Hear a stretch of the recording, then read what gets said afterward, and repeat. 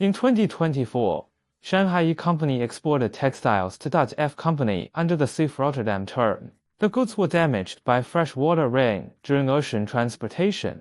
E Company only insured free of particular average FPA, which does not cover the risk of freshwater rain damage. As F Company failed to additionally insure general additional risks, it bore a loss of 180,000 euros independently. Hello guys, this is Tommy Dong from South Yuan.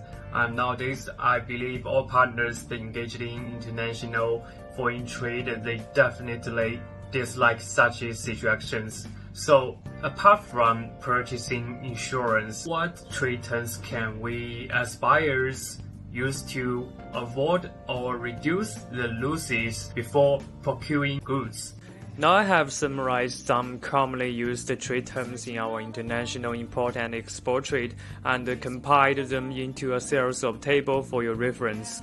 Now let's first look at the tables for groups E and F. We will focus our perspective on the transfer points of risks. We can find that the FCA term is currently a trade solution that is very friendly to both buyers and sellers. Now let's look at the table for Group C. We can find that CIF and CIP are very beneficial to buyers. Our company has been using CIF, which is an excellent maritime trade strategy. Then the last term is DDP. Our company has been using and is highly recognized by many of our clients.